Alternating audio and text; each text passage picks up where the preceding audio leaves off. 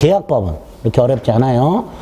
62번에 1번 승낙기간을 정한 청약 528조 기간 내에 승낙통지를 받지 못한 때 효력을 잃는다. 조문 그대로. 2번 승낙이 연착됐죠. 그죠? 연착통지를 하여야 할 청약자가 라고 돼 있어요. 자, 연착통지를 하여야 되는 경우 언제요? 사고에 한 연착. 충분히 기간에 도달할 수 있는 발송이었는데 어찌어찌하여 기간이 지나서 도달한 사고에 의한 연착의 경우에는 528조 2항과 3항에서 청약자가 지체 없이 연착 통지하거나 미리 지연 통지를 발송하도록 하고 있죠. 여기서 연착 통지 또는 지연 통지를 발송하면 승낙은 연착된 거죠. 승낙이 연착됐다는 건 계약은 성립하지 않은 거죠. 반면에 통지를 안 하면 승낙은 연착하지 않은 거고 계약은 성립하는 거죠. 이걸 정확하게 기억하는 게 헷갈려요. 그런데 여기 뭐라고 해요? 통지했다고 돼 있죠. 그러면 승낙은 연착한 거고요. 계약은 성립하지 않은 거죠. 2번이 틀렸죠. 3번 530조 연착한 승낙은 새 청약으로 볼 수 있고 4번 533조 교차 청약 양청약이 도달한 때 계약이 성립하고 5번 532조 의사실현에 의한 계약 성립 승낙으로 볼 수 있는 일정 사실 있을 때 계약이 성립하지요. 틀린 거 2번.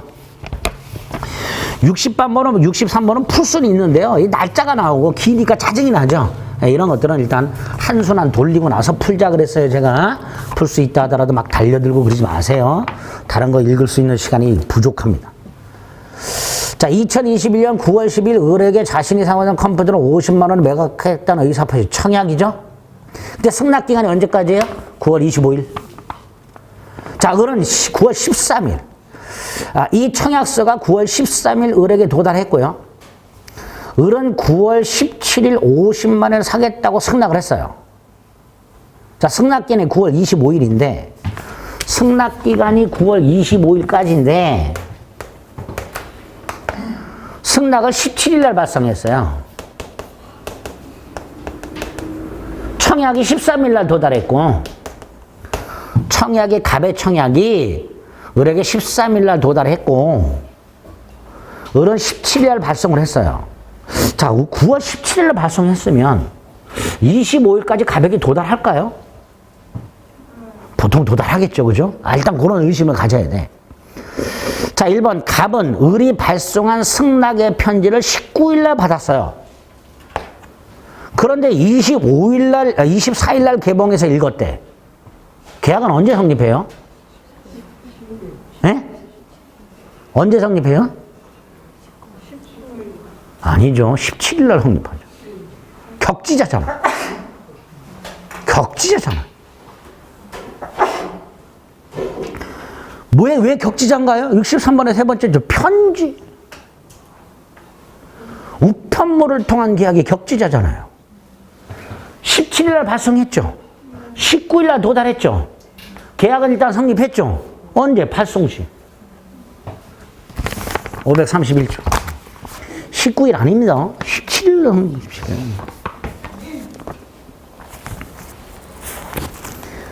뭐 어쨌든 뭐 19일 날 성립한다고 생각하신 분도 1번은 틀렸네 그랬겠지 뭐. 예. 뭐로 가도 서울만 가면 되지 뭐. 2번 을이 승낙의 의사표시를 하였고 을이 발송한 편지를 갑이 25일까지 받지 못했어요. 25일까지 갑에게 도착을 안 해서 그럼 원칙적으로 계약은 성립하지 않지요. 3번 갑은 을이 발송한 편지를 20일 받았어요. 계약은 언제 성립해요? 17일. 1번하고 똑같죠. 갑이 19일 받았든 20일 받았든 발송시 성립. 이렇게 되죠. 4번 을이 발송한 편지가 26일 갑에게 도달했어. 연착했죠. 근데 갑이 연착 통지를 했네. 연착 통지를 했어. 아까 뭐라 했어요? 좀 전에 제가 충분히 25일까지 도달할 수 있는 건데 26일 날 도달했다면 사고가 난 거고 갑이 통지하면 연착이고 성립 안 된다 그랬죠. 요거죠. 통지했어요, 갑이.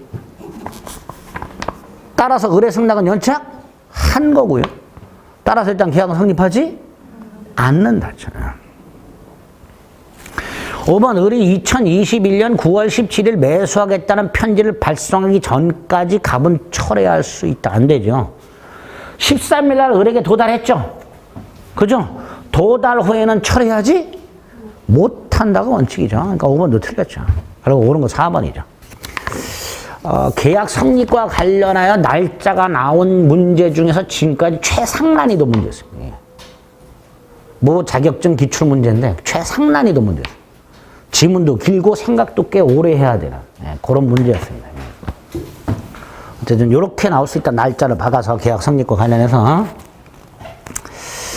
답은 4번. 64번 동시항변권이라고 되어 있는데 1번 중도금 지급은 선이행 의무죠. 원래 동시항변권 주장 못하지. 그런데 그 중도금을 지급하지 않고 있던 던자가 빠졌어요. 매매계약에서 매수인이 중도금을 지급하지 않고 있던 중 던자가 빠졌어요. 매도인의 이전 등기 의무 이행기가 도래했다. 무슨 뜻이죠? 선이행 의무 지체 중 상대방 이행기 도래 이렇게 되죠. 그럼 중도금도 동생관계가 된다 그랬지. 그러니까 중도금 지급할 때까지 이행 지체 책임을 지지 않는다라고 해야죠. 중도금도 동생관계가 됐으니까 지체 책임이 있다 없다? 없다.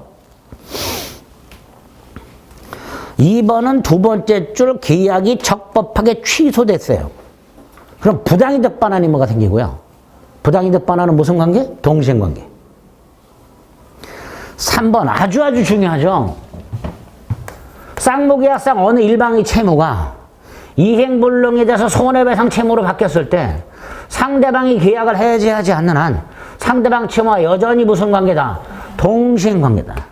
심지어 을이 계약을 해지해서 원상회복과 손해배상도 뭐다? 동시행관계다.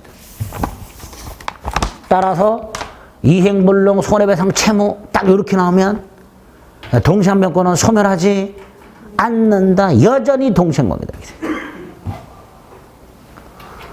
자, 4번은 뭐죠? 동시이행의 항변권이 붙은 채권도 소멸시효에 걸린다. 자, 이때 동시항변권이 붙은 채권의 대표적인 게 뭐야? 매도인의 매매대금 채권. 매도인의 매매대금 채권에는 매수인의 항변권이 붙어 있단 말이죠. 그래서 매매대금 채권이 동시행관계에 있다 하더라도 그 채권 시효는 진행된다. 동시이행의 항변권이 붙은 채권도 소멸시효에 걸린다. 그래서 매매대금 채권도 이행기가 되면 대금 지급기일이 도래하면 소멸시효가 진행된다. 5번은요. 항변권이 있다는 것 자체로 굳이 항변권을 행사하지 않아도 지체 책임을 지지 않는다 그랬죠.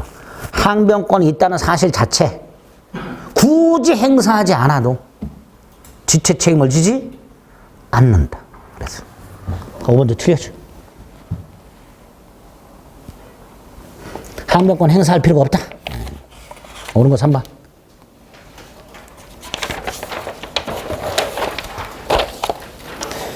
65번 1번 근저당권 실행경매가 뭐야? 다 떠올리세요. 근저당권 실행경매가 무효가 되었을 때 배당받은 근저당권자의 배당금 반환 의무와 경매 절차의 매수인 경락인의 등기 말소 의무는 이행의 상대방이 다르다.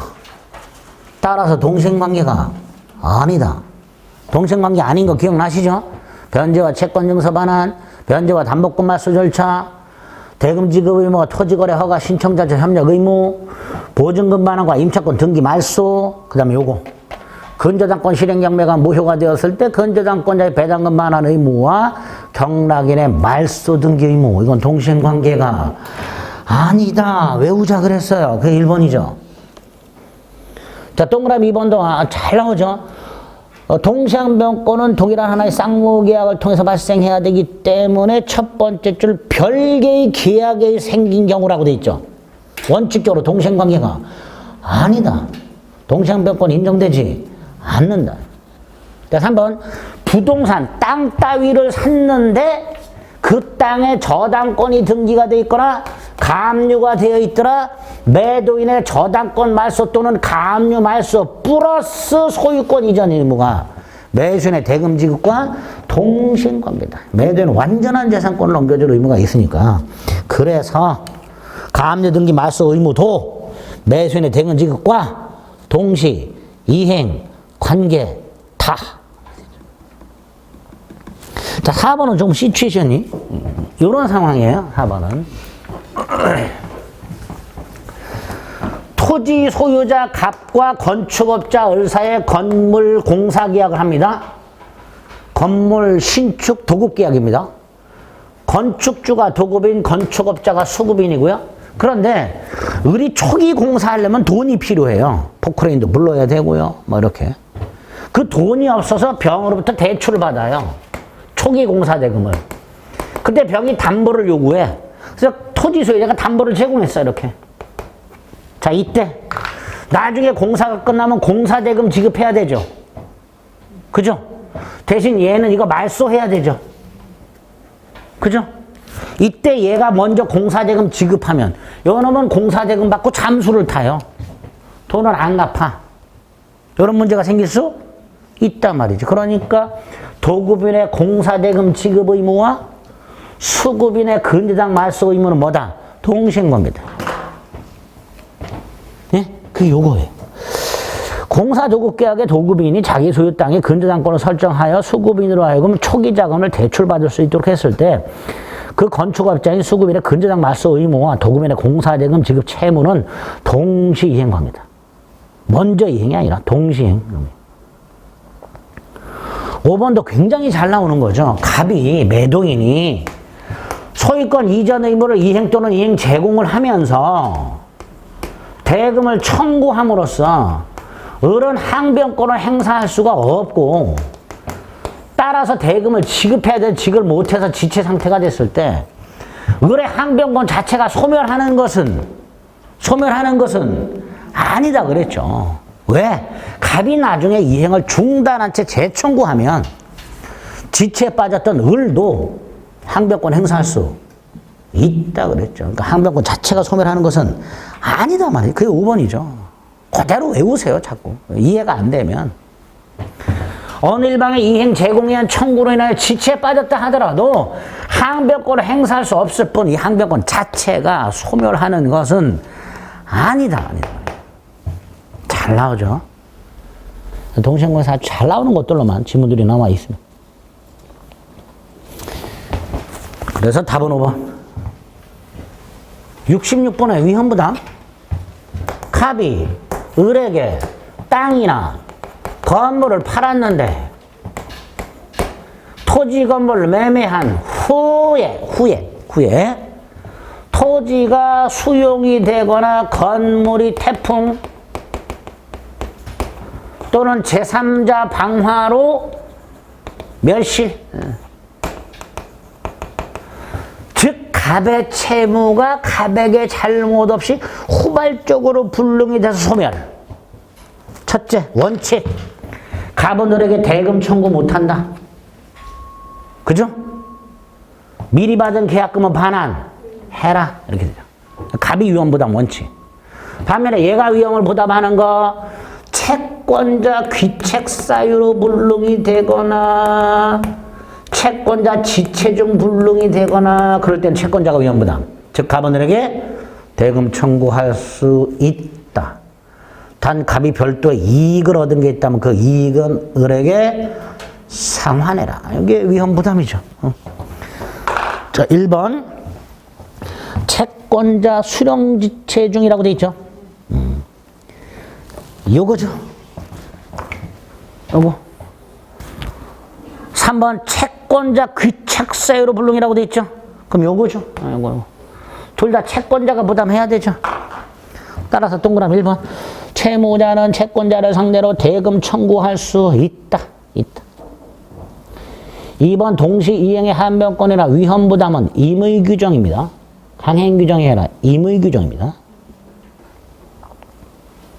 따라서 배제특약할 수 있습니다. 3번은 채권자 귀책 사유로 인한 불능에서 채권자 책임 있는 사유는 채권자의 자기 또는 부자기가 채무자 이행 실현을 방해하고 그 자기나 부자기는 채권자가 피할 수 있었다는 점에서 신의치상 비난받을 수 있는 경우를 의미한다. 뭔 소리예요? 그냥 채권자 잘못이 있는 걸 말한다. 그거를 일반인들이 못 알아듣게끔 베베 꼰 게 이거야. 채권자 책임 있는 사유란 말 그대로 채권자를 비난할 만한 사유를 말한다. 네 잘못이지 않냐 이 자식아. 이거 말하는 걸 이렇게 비비 꼰 거야. 채권자가 뭘 하거나 안 하거나 그게 자기 또는 부자기. 채권자가 뭘 하거나 안 했는데 그게 비난받을 수 있을 정도. 그게 채권자 귀책 사유다. 뭔 소린지 하여튼 말은 비비과요. 4번은 쌍무계약상 쌍방급부가 모두 이행불능이 되었을 때 당사자 일방이 상대방에 대하여 대상청권 행사할 수는 없다. 원칙이죠. 당사자 일방이 모두 불능이 됐으니까 둘 다 불능이 됐단 말이에요. 만약에요. 여기 보세요. 갑이 땅이 소용이 됐고요. 보상금을 받게 됐어요. 그럼 얘는요. 대금을 지급하고 보상금 내놔라 대상 청구할 수 있다 그랬죠. 그런데 그러려면 을은 자기 의무를 이행을 해야 돼요. 그래야 대상 청구할 수 있는 거야. 근데 둘 다 불능이 됐어. 그럼 을은 이행을 할 수가 없죠. 그 대상 청구도 못 하겠지. 그런 뜻이에요. 5번 채권자 수령 지체 중 당사자 상방 책임 없는 사유니까 해당하기 위해서 채무자의 현실 제공이나 구제 제공이 필요하다. 무슨 뜻이죠? 얘를 지체에 빠뜨리려면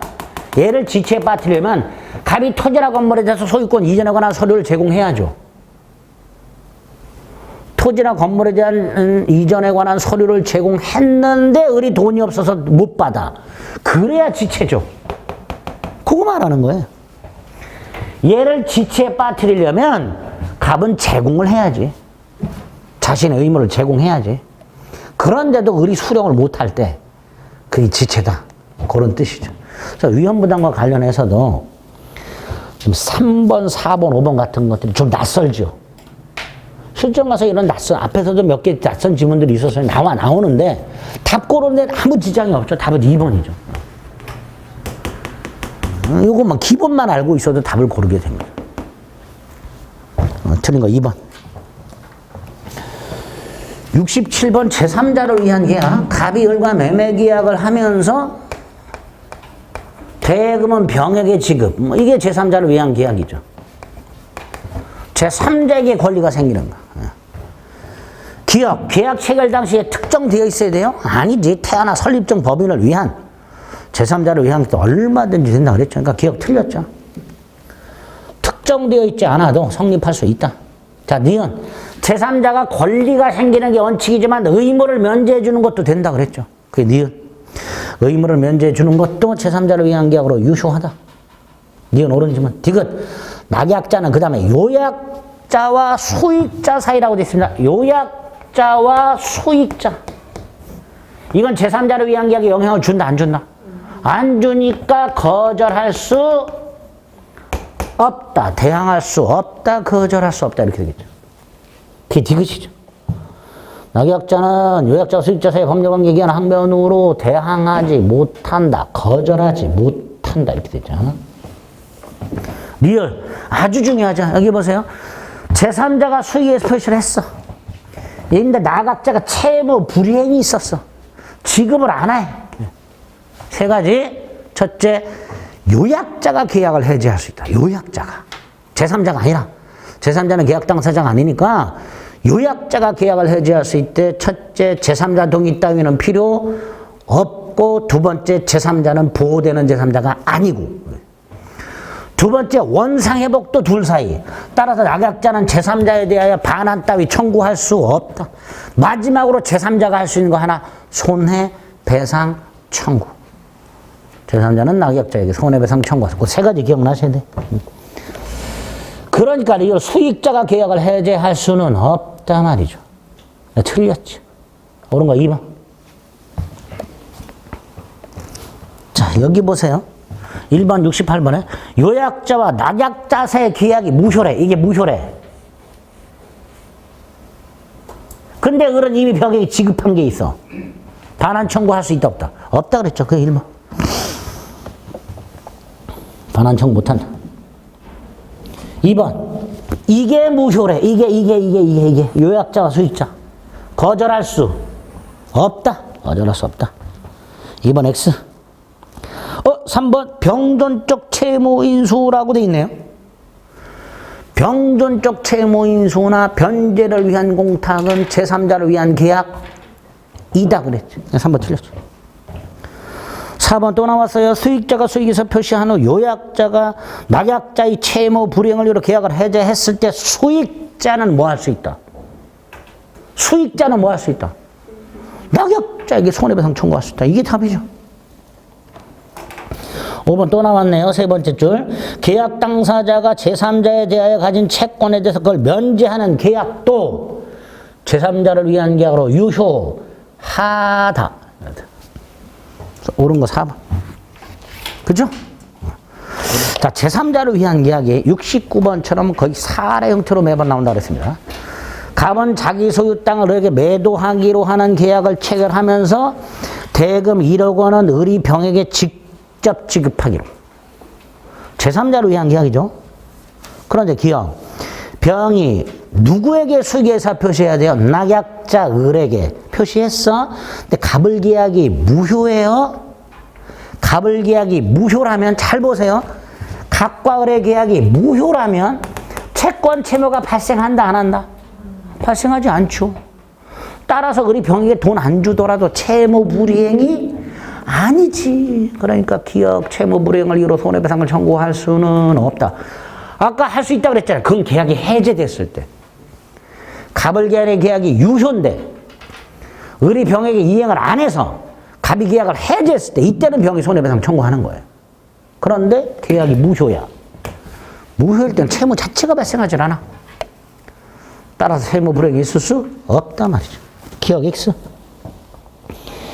니은 갑과 을은 계약을 하면서 병의 권리를 변경시키거나 소멸시킬 수 있음을 미리 특약으로 정할 수 있다 없다? 있지. 병의 수익회사 표시가 있은 후에도 병의 권리를 변경 소멸시킬 수 있다라고 미리 뭐 할 수 있다? 특약해둘 수 있습니다. 특약. 얼마든지 할 수 있죠. 그걸 유보할 수 있다 이런 뜻입니다. 니은 X. 디귿. 이것도 잘 나오죠? 병이 수익회사 표시를 하지 않아서 을이 최고했어요. 너 수익을 받을 거냐 말 거냐? 내가 확답을 안 해서 확답을 받지 못했어. 그러면 수익을 거절한 것으로 본다 그랬죠. 이익을 받을 것을 승낙이 아니라 거절한 것으로. 전부 틀렸죠. 따라서 틀린 것을 골라라. 답은 5번. 이렇게 되겠죠. 이런 식으로. 계약법 총론 문제는 아까 그 날짜 나온 거를 제외하고는 그렇게 어렵지는 않아요. 다 우리가 거의 아는 것들. 90% 이상이 다 우리가 아는 지문들입니다. 그런 거 가지고 먼저 풀어주시면 됩니다. 70번 해제 좀 쉬었다 보겠습니다.